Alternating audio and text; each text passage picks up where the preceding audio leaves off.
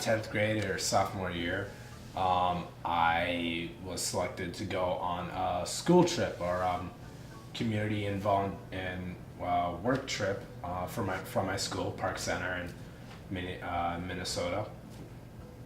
And I was selected out of hundreds of students. There was 10 of us and 2 teachers, and we were going to go to Guatemala. And there we lived in community centers. For 14 days, it was us 10 students, our 2 teachers who were Spanish teachers, which really helped, and 2 guides from the sponsored company that was showing us around. We also had our native guide on cardio.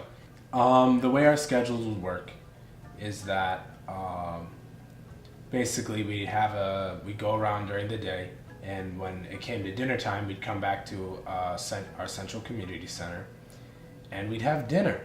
And our community center was right by Arncardio's grandmother, where she lived, and she would make amazing food and food for us for our dinner.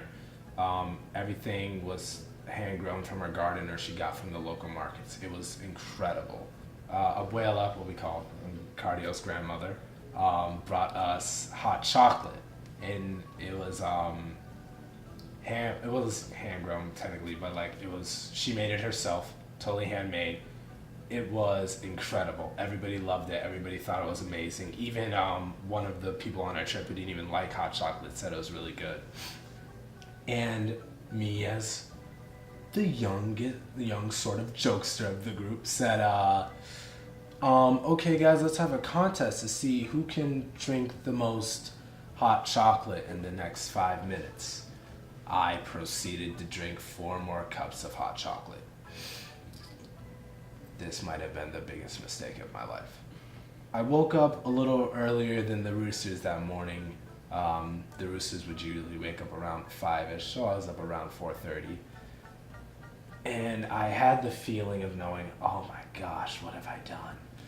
My brain wasn't completely working at that time, but I knew that I was in a lot of trouble. My stomach felt absolutely terrible. I had a headache, and every part of my body felt sickly, and I felt like throwing up. And they took me into a separate room, and I laid down on the bed, and they covered me with blankets and stuff like that. And everybody was making comments like, no, I think it was maybe all that food and hot chocolate you drank last night. I'm like, yeah, that might have something to do with it. So for about 20 minutes or so, everybody was checking in on me, wanting to make sure if I was okay or not. And one of my friends said, are you sure are you sure you can't come with us today? Because we had planned to go to a local school and see the kids and say hi to everybody.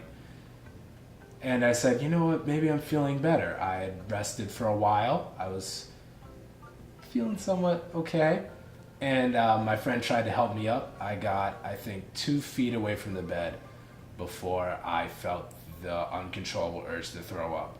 So I raced to the bathroom and threw up on the floor a couple centimeters from the bathroom for the next 5 to 10 minutes.